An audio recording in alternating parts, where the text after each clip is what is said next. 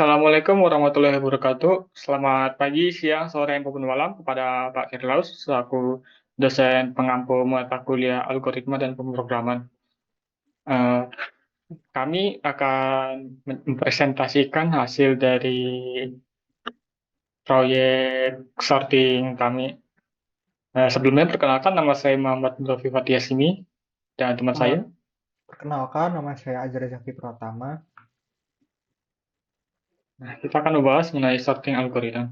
Nah, sorting algoritma itu pendekatan sistematis yang digunakan untuk mengatur ulang elemen-elemen dalam sebuah daftar ke dalam urutan tertentu.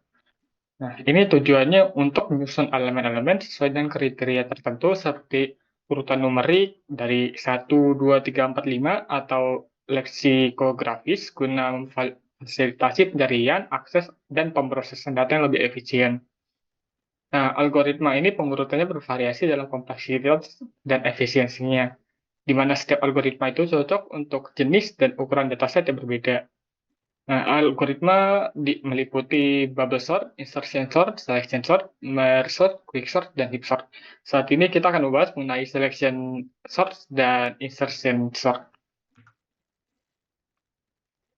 Yang pertama, selection sort.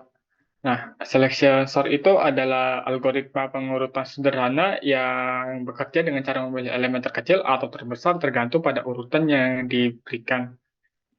Nah, dari bagian yang belum terurut dari array, kita menukar dengan elemen pertama dan bagian yang belum terurut. Jadi, kita setiap iterasi itu menempatkan elemen tersebut di awal daftar yang belum diurutkan tersebut. Proses ini diulangi sampai seluruh array ini terurut. Selanjutnya, nah ini kita source code-nya. Ini ada fungsi implementasi selection sort dengan tipe data void, mencakup integer array dengan integer size. Nah, fungsi ini mengimplementasikan algoritma selection sort. Algoritma itu bekerja dengan mencari elemen terkecil dari bagian yang belum diurutkan dari array pada setiap iterasi, lalu menukar elemen tersebut dengan elemen pertama dan bagian sebelum diurutkan. Dapat kita lihat integernya ada i, j, dan idx. Setiap i0, i lebih kecil dari size, min 1, i akan bertambah, akan diiterasikan di loop, sehingga akan mengimplementasikan algoritma selection sort.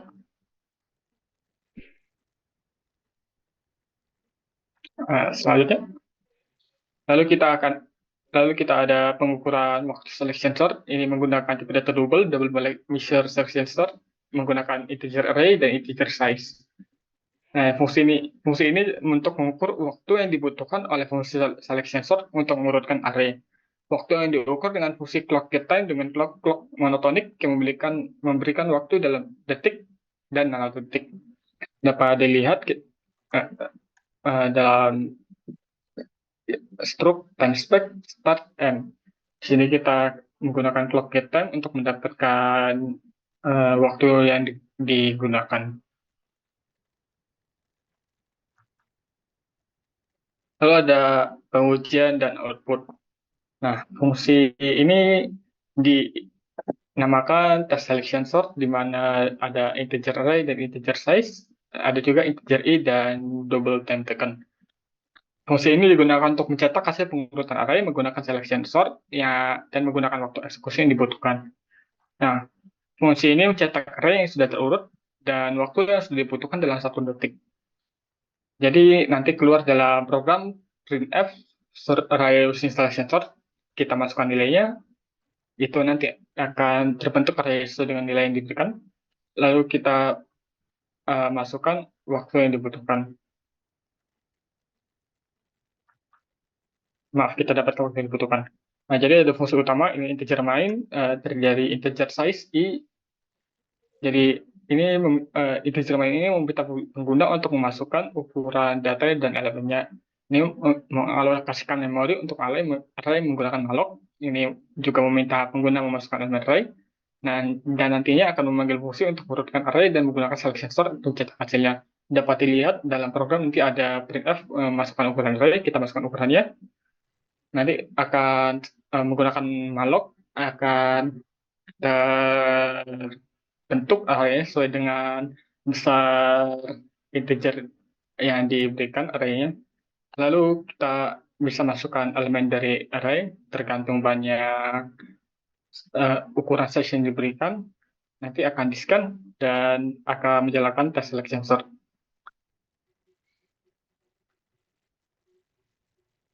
Nah, berikut adalah hasil data penelitian dengan variabel A ukuran array 1 elemen array 1 dibutuhkan waktu 0,000154 second.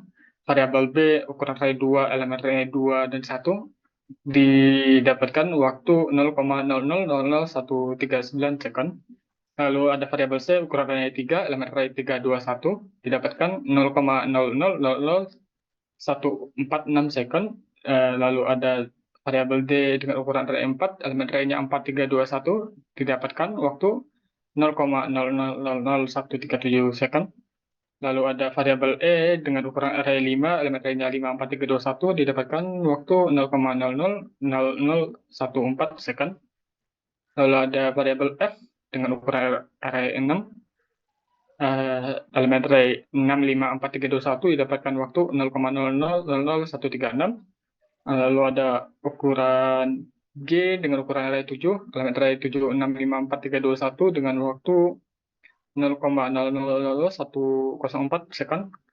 Ada variabel H dengan elemen array ukuran array 8, elemen array 8, 7, 6, 5, 4, 3, 2, 1 dengan waktu 0,000142 second. Lalu ada variabel I, J, dan K dengan elemen array IJ itu dengan ukuran array 9 dan 10 masing-masing dengan elemen array. Untuk I 987654321 dengan waktu 0,000136 second. Lalu ada J dengan ukuran 10, elemen array-nya 10, 987654321 dengan waktu 0,000136 second. Lalu ada terakhir ada variabel K dengan ukuran array 5 dengan elemen array 88, 67, 55, 44, 23 dengan waktu 0,000142 second. Sehingga didapatkan rata-rata dari variabel A sampai K sebanyak 0,000136,455 second. Berikut adalah hasil data penelitian dari variabel A, B, C, D, E, F, G, H, I, J, K. Nah, selanjutnya ada insertion sort. Insertion sort sendiri adalah algoritma pengurutan yang menempatkan sebuah elemen yang belum diurutkan pada tempat yang sesuai dalam setiap iterasinya. Nah, oke, untuk penjelasan sort selanjutnya, di sini ada fungsi untuk implementasi dari rumus insertion sort itu sendiri. Nah, fungsi tersebut mengimplementasikan algoritma insertion sort. Algoritma ini bekerja dengan cara mengambil elemen dari array satu persatu dan menyisipkan pada posisi yang sesuai dalam bagian array yang sudah diurutkan. Selanjutnya ada fungsi untuk pengukuran waktu insertion sort-nya, yaitu fungsi tersebut mengukur waktu yang dibutuhkan oleh fungsi insertion sort untuk mengurutkan array. Waktu diukur dengan fungsi clock getTime dengan clock monotonik yang memberikan waktu dalam detik dan nanodetik. Selanjutnya ada pengujian dan outputnya, di mana fungsi ini digunakan untuk mencetak hasil pengurutan array yang menggunakan insertion sort dan waktu eksekusi. Fungsi ini mencetak array yang sudah terurut dan waktu yang dibutuhkan dalam presisi hingga 9 desimal. Oke, selanjutnya ada fungsi utamanya di sini. Kita variabelnya itu ada integer size dan integer i, di mana kita akan meminta pengguna untuk memasukkan nilai dari ukuran array-nya. Oke, selanjutnya ada untuk integer array-nya untuk mengalokasikan memori untuk array menggunakan malloc. Selanjutnya ada meminta pengguna untuk memasukkan elemen dari array-nya. Kemudian ada memanggil fungsi untuk mengurutkan array menggunakan insertion sort dan mencetak hasilnya. Oke, ini untuk hasil data penelitiannya, di mana variabelnya saya menggunakan variabel A sampai K. Untuk variabel A sendiri, untuk ukuran array-nya itu ada 1, di mana elemen array-nya adalah 1. Kemudian insertion sort-nya, di mana nilainya adalah dibutuhkan waktu eksekusi sebesar 0,0000196 second. Kemudian ada variabel B di mana ukuran arraynya adalah 2 dengan elemen arraynya adalah 21, 2 dan 1 di mana insertion sortnya dibutuhkan waktu eksekusi sebesar 0,000141 second. Kemudian ada variabel C di mana ukuran arraynya adalah 3, di mana elemen arraynya adalah 3, 2, dan 1, di mana dibutuhkan waktu eksekusi sebesar 0,000138 second. Kemudian ada variabel D, di mana ukuran arraynya adalah 4, di mana elemen arraynya adalah 4, 3, 2, dan 1, di mana dibutuhkan waktu insertion sort 0,000014 second. Kemudian ada variabel E, di mana ukuran arraynya adalah 5, di mana untuk waktu eksekusinya dibutuhkan waktu 0,00000145 second. Kemudian ada variabel F dengan ukuran arraynya adalah 6, di mana elemen arraynya adalah 6, 5, 4, 3, 2, 1, di mana dibutuhkan waktu eksekusi sebesar 0,000132 second. Kemudian ada variabel G, di mana ukuran arraynya adalah 7, di mana insertion sortnya itu ada dibutuhkan waktu eksekusi sebesar 0,000144 second. Kemudian ada variabel H di mana ukuran arraynya adalah 8, di mana elemen arraynya adalah 8, 7, 6, 5, 4, 3, 2, 1. Dibutuhkan waktu eksekusi sebesar 0,000014 second. Kemudian ada variabel I di mana ukuran arraynya adalah 9, untuk elemen arraynya adalah 9, 8, 7, 6, 5, 4, 3, 2, 1, di mana insertion sortnya itu 0,000147 second untuk waktu eksekusinya. Kemudian data penelitiannya di mana untuk yang J, variabel J, di mana ukuran arraynya adalah 10, di mana elemen arraynya adalah 10, 9, 8, 7, 6, 5, 4, 3, 2, 1, dibutuhkan waktu eksekusi sebesar 0,000137 millisecond. Maaf, second. Kemudian ada variabel K, di mana ukuran arraynya adalah 5, di mana elemen arraynya adalah 88, 67, 55, 44, 23, di mana dibutuhkan waktu 0,000223 second.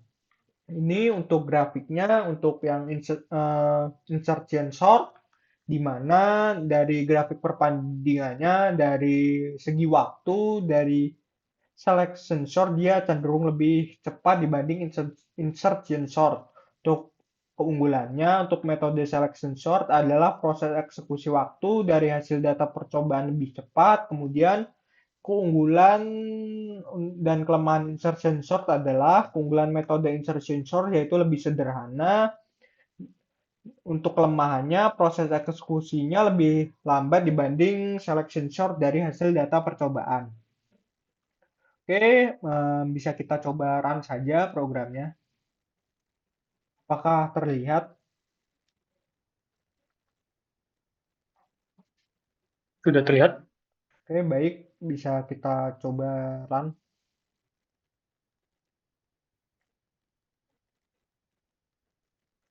Oke, kita coba run saja. Misalnya masukkan ukuran arraynya ada 5, di mana ini untuk yang insertion sort. Di mana kita coba masukkan elemennya 5, 4, 3, 2, dan 1. Kita coba dibutuhkan waktu sebesar 0,000186 second. Kemudian kita coba lagi untuk yang selection source. Oke, kita coba lagi selection source-nya. Oke, untuk metode apakah terlihat screen saya? Sudah terlihat. Oke, selanjutnya ada selection sort. Kita coba run lagi. Oke, masukkan ukuran arraynya 5 lagi. Untuk elemen arraynya 5, 4, 3, 2, dan 1, di mana dibutuhkan waktu sebesar 0,000315 detik untuk selection sort. Oke, sekian dari kelompok kami. Terima kasih dan maaf kalau ada yang salah.